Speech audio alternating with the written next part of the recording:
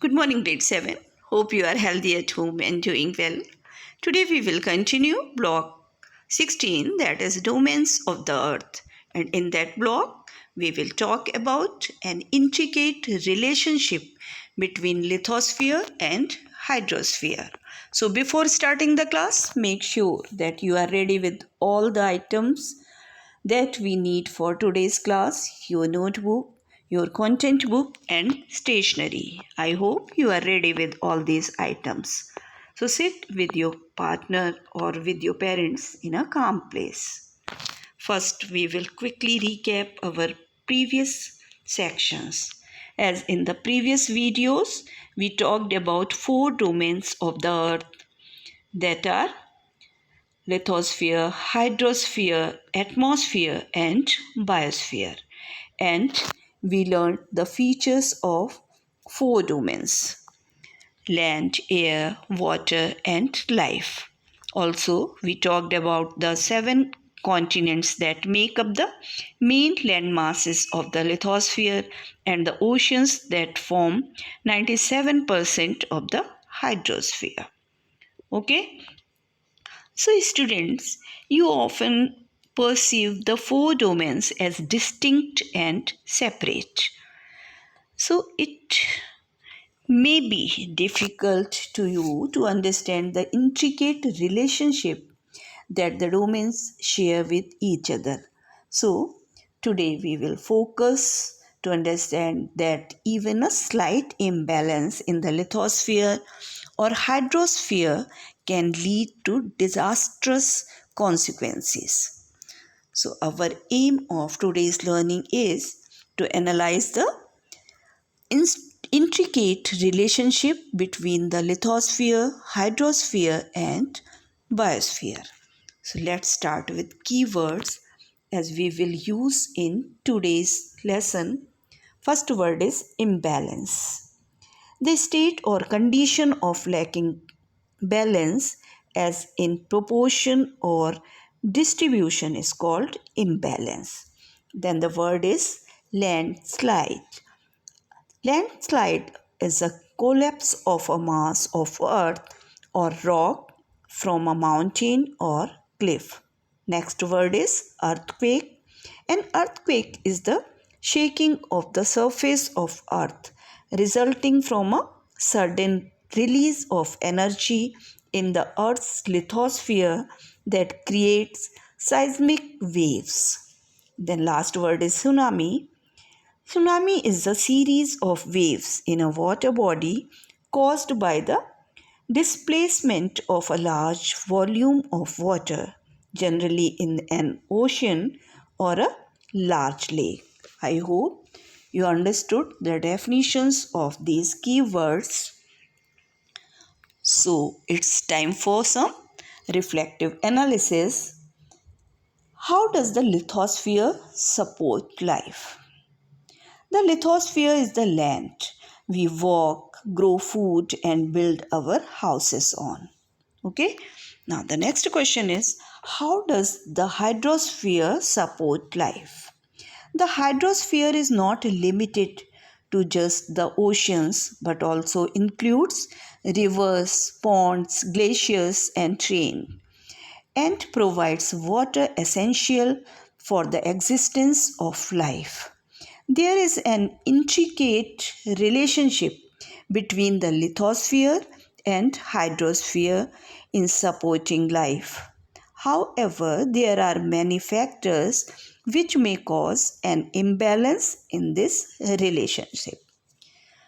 So, what we have to do, pause the video and read the section An Intricate Relationship between lithosphere and hydrosphere to understand the relationship between the 2 domains and the causes for imbalance. So open page 37 of your content book and start reading. Then you will be able to understand the relationship between the 2 domains. Okay, and also the causes for imbalance. I hope you have read it. So let's discuss these question and answers. What are the two types of activities that can cause an imbalance in the relationship between the lithosphere and hydrosphere? Do you know the answer? Yes, both human and natural activities can cause an imbalance in the relationship between the various components of these domains. Then the question is, what happened during the 2013 Uttarakhand floods? You ask your parents, what happened? You can look at this picture. What happened at that time? You can read the information given below the pictures. The floods, in 2013, the state, which state? Uttarakhand state, received a great amount of rainfall. The force of the water caused landslides. The rocks and soil became completely loose, and entire mountain sides and river banks were washed away, leading to great loss of life, both human and animal, as well as property. So the question is, were they caused by human or natural activities? The floods were caused due to a combination of human and natural factors. Due to the rising population, there has been extensive deforestation in the state. The roots of trees go deep into the earth and hold on to both rock and soil. When these trees are cut down, the rock and soil come loose. Apart from deforestation, mountain sides have been blasted to construct roads, again leading to loose rocks and soil. Due to growing tourism, various resorts were constructed on the unstable river banks in the states. So, both human and natural factors were caused for this disaster. Okay, now what has been the consequences of the construction of Three Gorges Dam in China? You can look these pictures. Three Gorges Dam in China. The crust of the earth is not continuous. It is broken up into plates, and each plate has many cracks or faults. The Three Gorges Dam has been built on two major fault lines.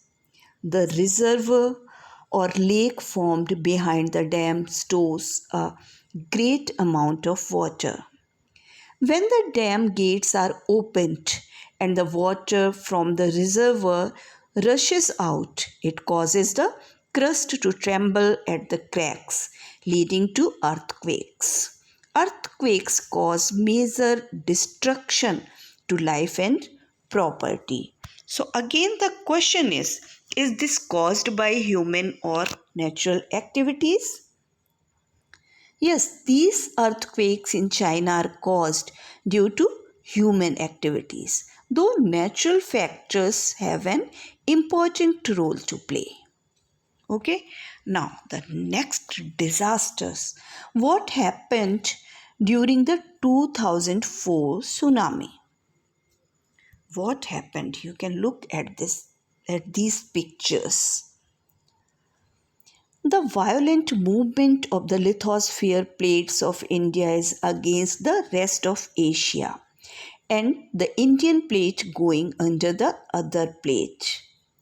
On 26th December 2004, the lithospheric plates pushing against each other for almost 100 years moved violently as the lithosphere plate on which India is went under the other plate, called the Burma plate. This displaced the water in the Indian Ocean, which rushed towards land drowning people on beaches and in their houses, and destroying property along the way till the coast of Africa. So, again, the question is, was it also caused by human or by natural activities? This tsunami was caused by the natural activity of movement of lithospheric plates. Question of the day is, which plates are continuously moving? So read the section, you will get the correct answer. So choose the correct option to give the correct answer. Okay. What can we do to maintain the balance between the three domains? Do you know the answer? In order to maintain this intricate balance, we must make sure that we do not disturb the natural environment too much. In our own way, we can ensure that the effects of deforestation and other harmful activities are minimized. We can plant trees in our neighborhood. We can save water in our homes. So, drastic measures like building dams need not be taken many years later. We can help those affected by natural disasters by sending food and clothing. Understood? Okay, so what we have learned today? We discussed what are the causes of imbalance in nature.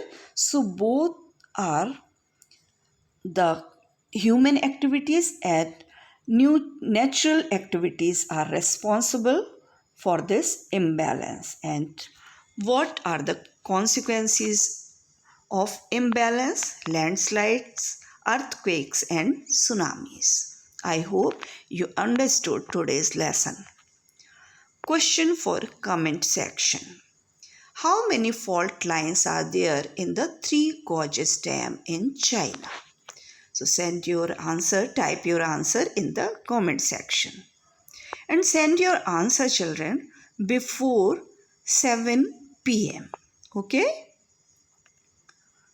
So what you have to do today? In the workbook, answer practice question 10. And in my learning chart, in your content book, do my learning chart. So fill out my learning chart. Okay? Have a nice day. Bye bye and thank you, children.